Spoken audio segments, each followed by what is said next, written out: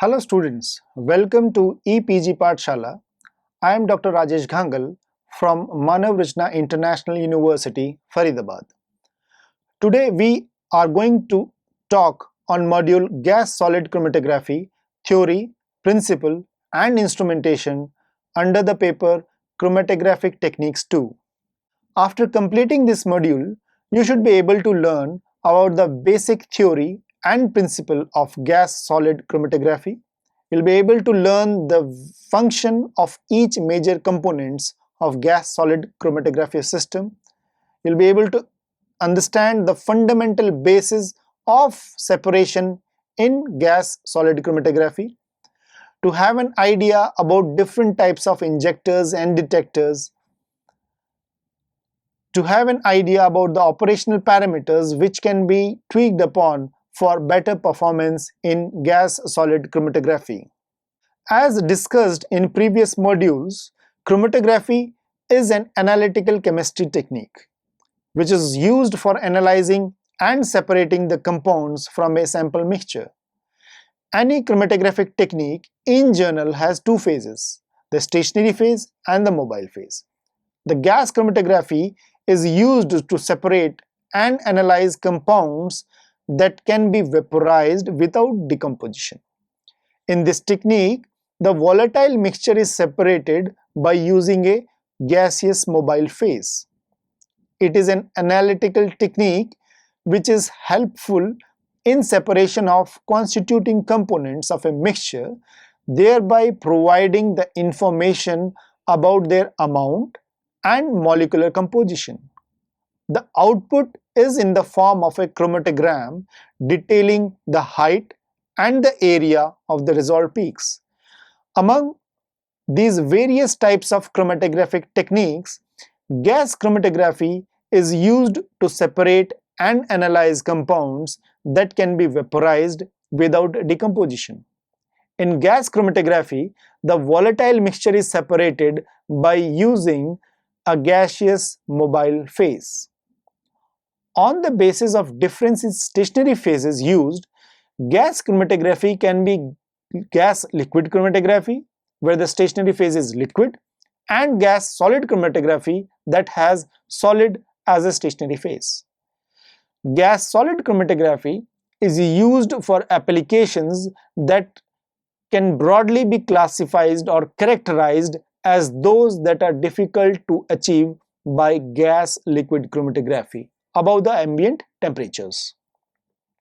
These include the separation of gases, solvents and volatile hydrocarbons and halocarbons like compound containing less than 12 carbon atoms and with a boiling point of less than 200 degrees centigrade. Compared with gas liquid chromatography, gas solid chromatography reveals better selectivity in case of separation of isotopic and spatial isomers. Now, taking a note on theory and principle of gas solid chromatography. As the name of the technique, that is gas solid chromatography, consists of a mobile phase that is gaseous in nature and a solid stationary phase. The mobile phase is a carrier gas which is inert in nature like helium, hydrogen or nitrogen. In most of the instruments, helium is used as a carrier gas, but for better separations, hydrogen is a preferred gas. Solid stationary phase, consisting of an active adsorbent powder, is filled in the separating tube. Adsorbent used for stationary phase includes silica gel, alumina, graphitized carbon blacks, etc. The stationary phase selectively adsorb and desorb the volatile components. To obtain better results and for maximum column efficiency, there should be optimum flow rate of mobile gas phase.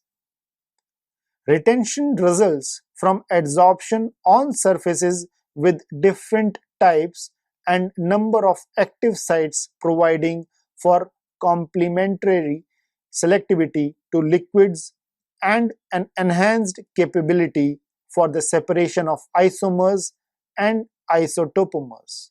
The carrier gas can play a significant role in separation process by competing with analyte molecules for adsorption at active sites on the stationary phase. In the case of porous layer open tubular columns, the size, length of the dipoles, and polarizability of the adsorbent layer are crucial for the separation of an analyte.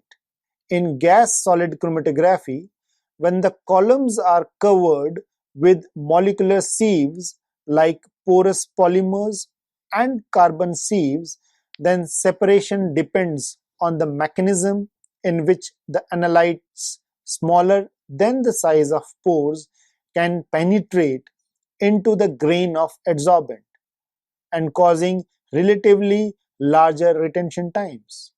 However, compounds that are too large to enter the pores will only retain relatively weak absorption on active sites on the outside of the particle, thus giving shorter retention times, while separation on the columns coated with aluminum oxide is based on the strong dipole interactions. The selectivity of gas-solid chromatography can be modified by the selection of carrier gas and by the use of gas mixtures.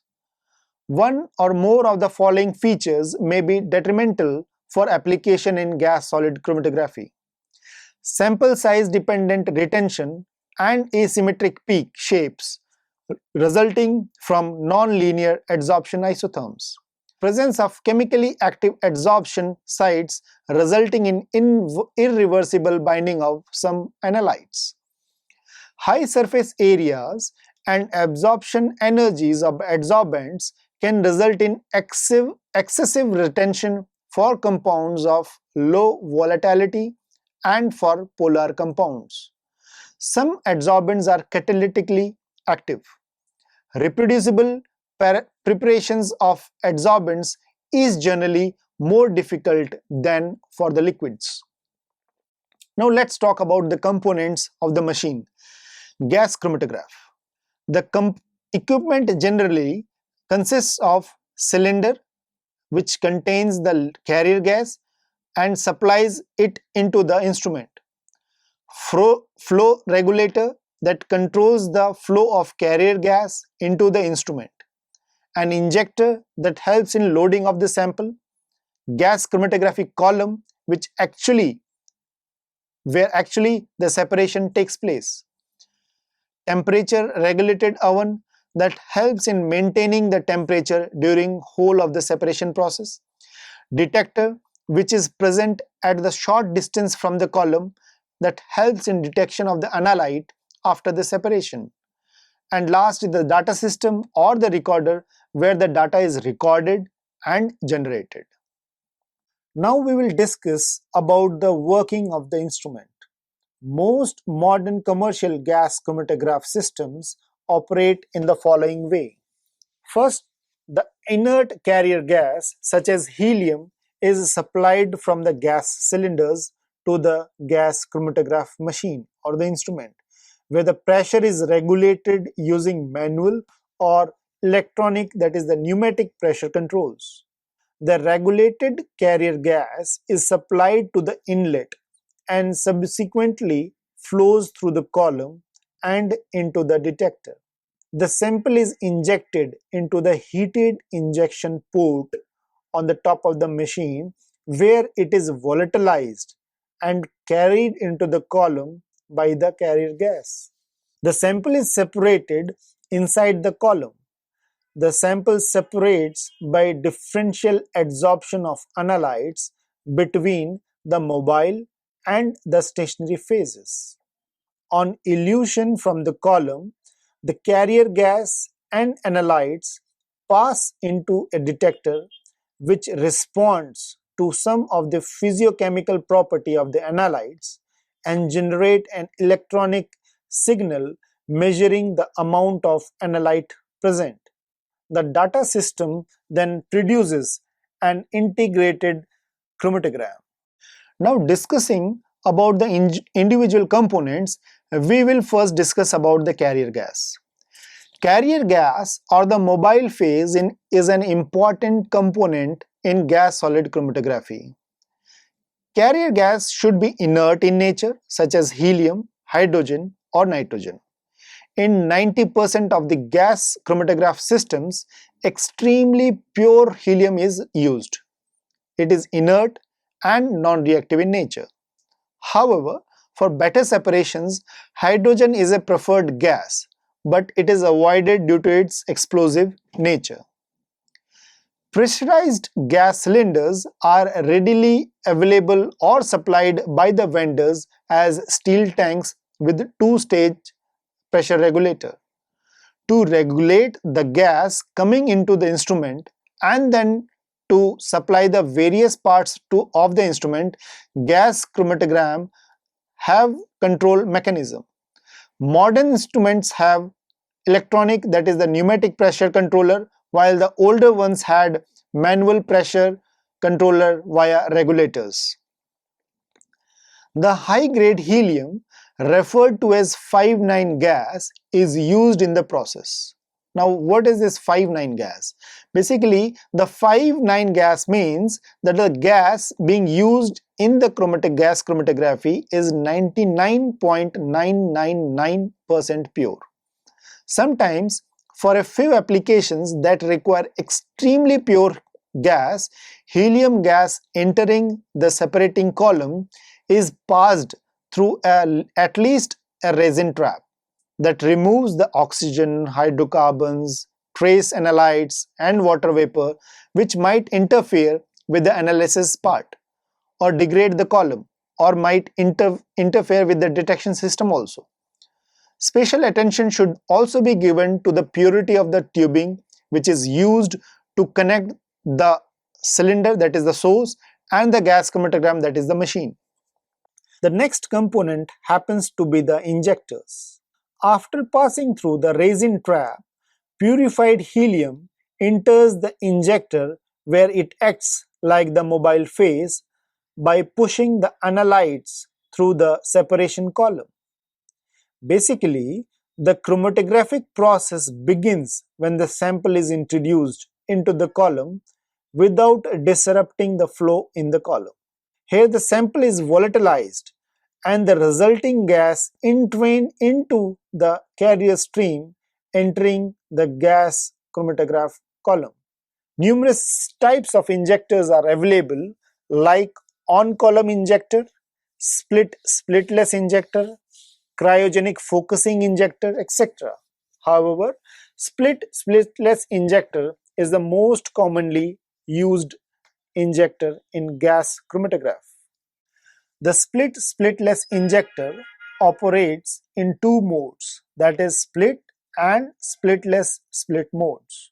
If a sample solution is containing highly concentrated levels of analytes like that of parts per thousand ppt, the injector is operated in a split mode.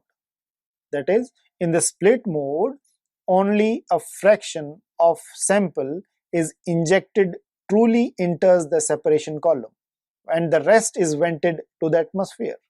Due to high concentration of analytes in the sample solution, even the small fraction of analytes in the solvents are adequate for the identification and quantification. For sample solutions containing low level of analytes like parts per million, that is ppm, or parts per billion, ppb, the injector is operated in a dual or splitless split mode. In this dual mode, when the sample is injected, the injector operates in a splitless mode and whole of the injected volume is pushed onto the separating column. But if this splitless mode is continued throughout the run, the peak will be non-symmetric and will interfere in peak integration. To overcome this problem, split mode is switched on approximately 30 to 60 seconds after injection. This dual splitless split mode permits majority of the sample to load onto the column while clearing remaining samples to allow for a clean, well-shaped chromatographic peak. Highly volatile analytes that cannot be analyzed in standardized gas chromatographic conditions are examined using a cryogenic focusing injector. The bottom of the injector, which encompasses the head of the capillary column, contains liquid nitrogen. It is a cryogenic fluid. This cryogenic fluid cools the column and results in condensation of analytes at the head of the column. Once the analyte enters the column, that is after the injection, the liquid nitrogen is removed and column oven is heated to analyze the volatile analytes. Another consideration is with respect to volume of sample being analyzed, which is in extremely small quantity and requires precise handling to generate reproducible results.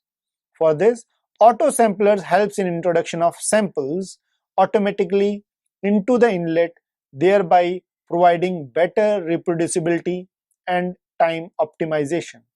For any experiment, its validity stands upon the reproducibility of the results. While handling with low volume samples, chances of getting an error is high due to manual loading or manual injector. To overcome this problem, autosamplers are used in gas chromatographic machines. Autosamplers can be used to inject up to 150 samples instantaneously and precisely the same amount of sample injected every time.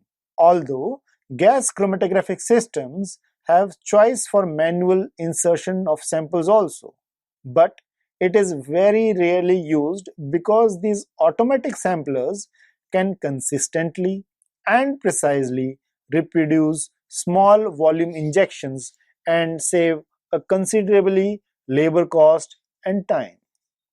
Next important component of gas chromatographic is the oven that helps in regulation of temperature of column, whereas where the separation occurs. Samples of gas chromatography must be converted into and maintained in vapor state throughout the separation process. The temperature of the separating column is controlled by the help of a oven as it keeps the column at temperatures from 40 degrees centigrade to 400 degrees centigrade. Ovens heats rapidly and can be cooled using a fan to vent out hot air as the rear of oven, thereby providing thermal control for better separation of analyte. The column is provided a support system also so that it prevents it from touching the oven walls and can damage the column. The injector and the detector connections are also within this gas chromatographic columns or the temperature regulated ovens.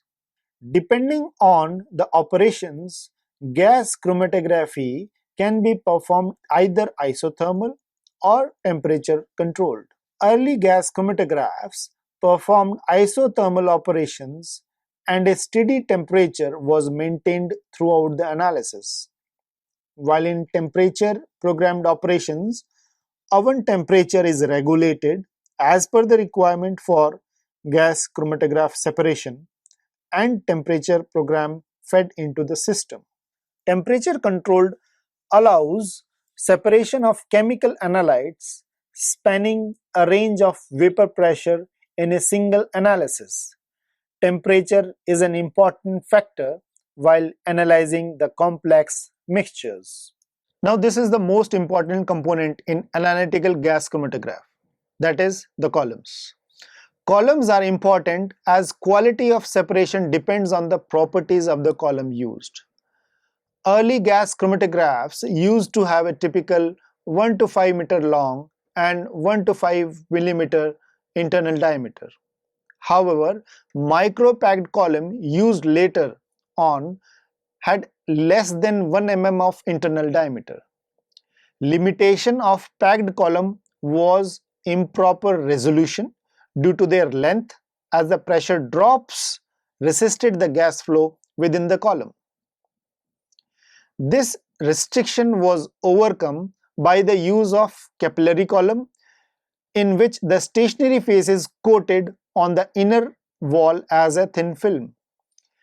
Advantage of capillary column over packed column is increased separation efficiency, ability to work at lower temperature using capillary columns, thereby giving better separation in the same time or same separation in the shorter time.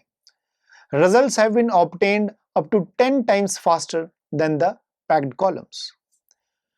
Due to lesser amounts of stationary phase in the capillary column, its capacity is limited. Therefore, it has a special sample introduction methods and sensitive detectors. The column is coiled to fit the temperature regulated oven, that is the column oven, and is connected with the injector and the detector inlets. Glass columns have been the ideal choice in gas chromatography by most of the researchers. However, earlier various other column materials such as nickel, copper and stainless steels were also being used.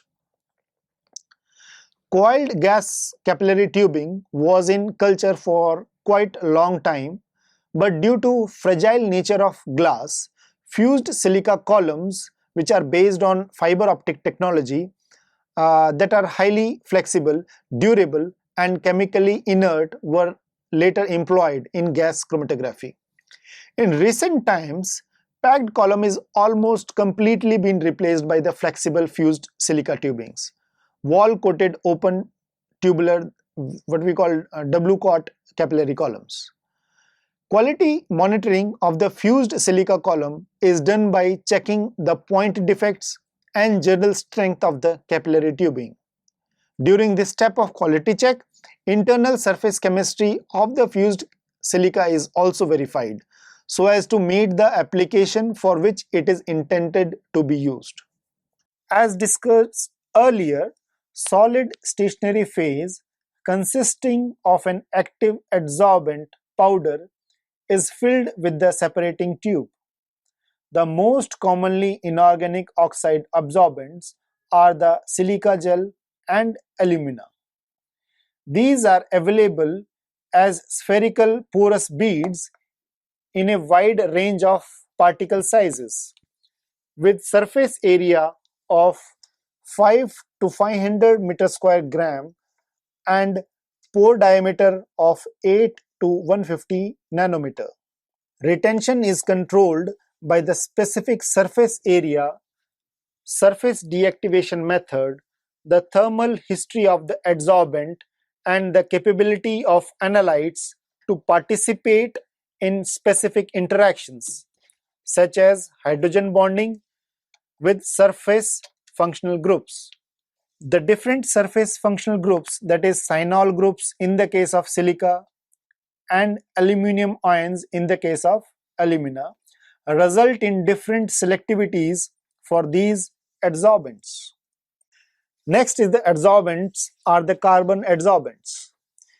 Graphitized carbon black and carbon molecular sieves are the main types of carbon adsorbents used in gas-solid chromatography. Graphitized carbon black have low porosity and a surface area from about 5 to 100 meter square per gram. Ideally, they behave as non-specific adsorbents with retention dominated by dispersion interactions. However, presence of a small number of polar sites associated with surface oxygen complexes introduces strong specific interactions with polar compounds. Coating graphitized carbon black with phosphoric acid or potassium hydroxide facilitates the separation of organic acids and amines. Carbon molecular sieves consist of small graphite crystallites cross-linked to yield a disordered cavity aperture structure. They are microporous with large surface area, and a pronounced retention of organic compounds. Primary application include the separation of inorganic gases, hydrocarbons containing less than 4 carbon atoms, and the separation of small polar molecules such as water and formaldehyde. Other adsorbents used are molecular sieves and porous organic polymers. The molecular sieves are microporous with tunnel-like pore structures. Molecular sieves, also called as zeolites, are artificially prepared alkali metal aluminosilicates. For gas-solid chromatography, the most common types are calcium aminosilicate. Retention is primarily controlled by molecular size, whether the analyte can enter the pore structure of the molecular sieve, and by the strength of adsorption interaction with the internal pore surface. They are used primarily for the separation of gases and low molecular weight hydrocarbons. Next adsorbent which we will study is the porous organic polymers.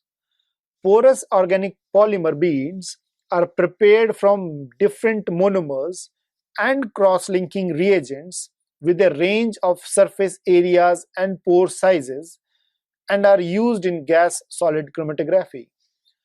Compared with other adsorbents, their surfaces are relatively inert, facilitating the separation of polar compounds with little difficulty. Beads with pore diameter of nearly about 10 nanometer are used primarily for the separation of gases and those with large pore diameter for volatile organic compounds. Now we will look upon the various techniques for coating adsorbent layer onto the column.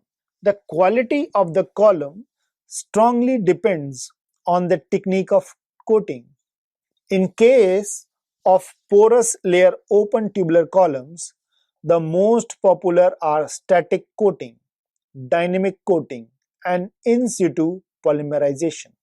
In static coating technique, the column is filled with a stable suspension solution. Then the solvent is evaporated under vacuum, thereby producing a coating layer on the capillary walls. Finally, the wet coating layer is dried by a continuous gas flow. In dynamic coating technique, the suspension solution plug is first inserted into the column using high pressure gas and then is pushed through the capillary column at a steady speed, leaving a coating layer behind the meniscus of the plug. For the preparation of column by in situ polymerization technique, a solution of monomer and catalyst is inserted into the column and the column is heated for polymerization, thereby producing a porous layer inside the column. The residual solvents, monomers, and catalysts are removed from the column by gas purging. The selected technique influences the capacity factor, coating efficiency, selectivity, and inertness of the prepared column. Next important component of gas chromatograph is detectors. Detection of an analyte in gas chromatography plays an important role in separation process, as the whole idea of analyzing the sample will be wasted if the analyte is not detected. Detector detects the sample component or the analytes on the basis of their physiochemical properties. It amplifies the response and generates an electronic signal, thereby generating a chromatogram. As the sample gas stream comes out from the column, the detector monitors the separated components of the gaseous sample and signals are interpreted after the data acquisition. Different type of detectors exist in the market. However, choosing among them is mainly based on the application for which it is being used, chemistry of the analyte, sensitivity, and on whether the qualitative or the quantitative data is required. Mainly used detectors in gas chromatography are flame ionization detector, thermal conductivity detector, electron capture detector. Other commercially available less used detectors include such as photoionization detector, nitrogen phosphorus detector, atomic emission detector. Now, thermal conductivity detector, it is one of the earliest gas chromatographic detectors which uses helium as a carrier gas, and its principle is based on the thermal conductivity of analytes and the carrier gas. It means thermal conductivity detector is based on change in heat absorbing property of the gas effluent when the carrier gas is altered with any analyte. Another most common detector in gas chromatography happens to be the flame ionization detector that relies on the formation of gaseous ions from organic molecules combusted in the hydrogen air flame. In last couple of decades, mass selective detectors or the mass spectrometers, a less expensive instrument, have dramatically transformed the practice of gas chromatography. Last in the instrumentation of gas solid chromatography comes the data system. The data system helps in acquisition of the data generated by detectors after the separation process. The data system receives analog signal from detector and digitalizes to record it as separated peaks in the form of chromatogram due to chromatographic separation. It automatically reports peak retention time, peak areas, etc., and the software displays the result in automated manner. Thus, gas chromatography can be used to perform various quantitative and qualitative operations, thereby assisting in sample identification and quantitation. So after getting the technical knowledge about the instrumentation of gas solid chromatography, we can look upon the basic concepts in this technique, like concept and structure of capillary columns, concept of carrier gas as a mobile phase, concept of solid stationary phase, temperature or pressure programming. A thorough knowledge of above said points can give an idea about the operational parameters which can be tweaked for better performance of the uh, gas chromatography. It helps in addressing the issues like general effect of the column dimension, temperature programming, carrier gas type and flow rates, that is on the separation of detection limits and peak retention times. Thus, deep understanding can help in the researchers to look for trade-offs between these performance factors. In the end, we can summarize what all we have studied today in the following points, like we learned about the basic theory and principle of gas solid chromatography.